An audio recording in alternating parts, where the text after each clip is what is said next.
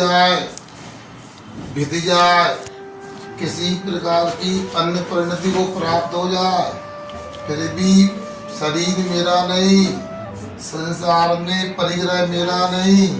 सुन रहे ना, कुंद स्वामी ने उसी बात को लिखा जो पांडवों ने सहन किया, अकम्बनाचारी मुनिराज, आज सासू मुनिराजों ने सहन किया।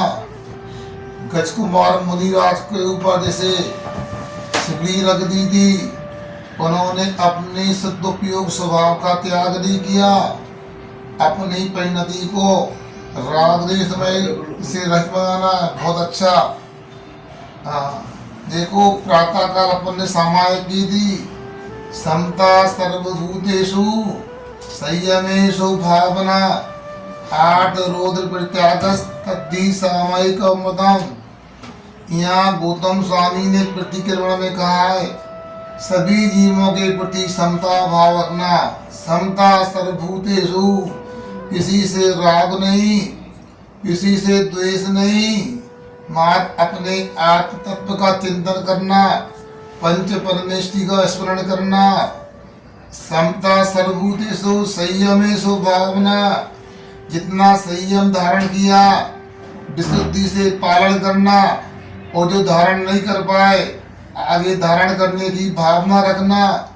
जिन जीवों ने मुनि व्रत को अंगीकार किया है, जो 7वें 6ठे स्थान में जूझ रहे हैं, जो निर्विकल्प समाधि में हैं, उन मुनि राज को स्मरण करना। हाँ, शरीर के तरफ अपने को वियोग नहीं ले जाना। आप जानते हैं आत्मा का लक्षण उपयोग है, उपयोगो लक्षणम। ये शरीर तो पुद्गल है, स्पर्श रस गंध वर्ण बनता पुद्गला।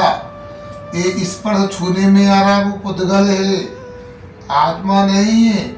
जो चखने में आता है वो रस आत्मा नहीं है, पुद्गल है। जो सूंघने में आता है वो पुद्गल है, जो देखने में आता है पुद्गल है। हम तो चेतन आत्मा हैं। सब प्रकार के विकल्पों से मुक्त होकर अपने को निर्विकल्प होना, अपने पंच परमेष्टि का स्मरण करना, आत्मा का स्मरण करना। जीवन में जो आपने जिन वाणी का मंथन किया, उसका सार मक्खन, उसका आस्वादन अपने को यहाँ प्राप्त करना है। आपका पुरुषार्थ चतुर्थ काल के साधकों की तरह है।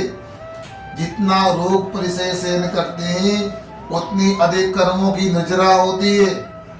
आचार्य कुंद स्वामी जी ने आश्रम अधिकार में लिखा है, पक्के फलम में पढ़ दे, देना फलम बद दे पुनो भिंडे, जीवस कम भावे पढ़े न पुनो दे मोवेई। यहाँ क्या बोल रहे हैं कुंद गोस्वामी, सुनिए।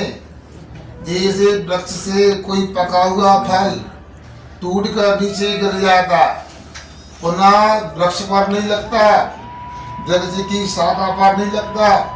वैसे अपना जो कर्म झर गया, रोग परिचय के माध्यम से, क्षुधा परिचय के माध्यम से, तृषा परिचय आदि के माध्यम से वो पुद्गल भाव को प्राप्त हो गया।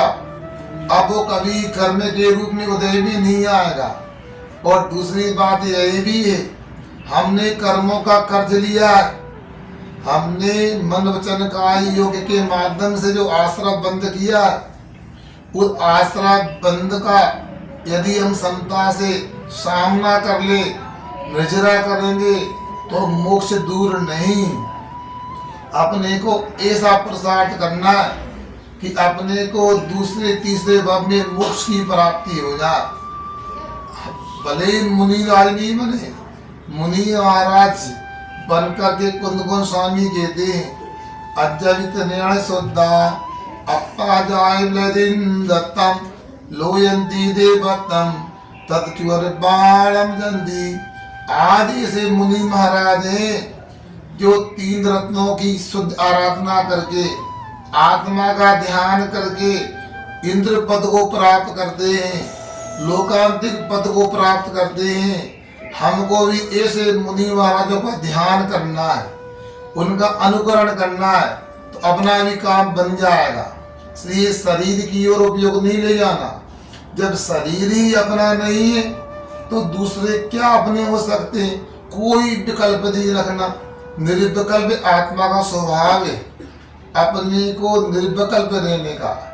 बस मात्र पंच परमेश्वरी को याद रखना और आत्मा को याद रखना। हाँ, बहुत क्षमता आपके पास में है। बहुत अनुमोदना लोग कर रहे हैं। सब चाहते हैं आपकी तरह हमें भी भविष्य में साधना करने का स्वर्णिम अवसर प्राप्त हो। इसलिए आपने को कोई भी विकल्प नहीं करना है। किसी प्रकार का विकल्प नहीं करना है।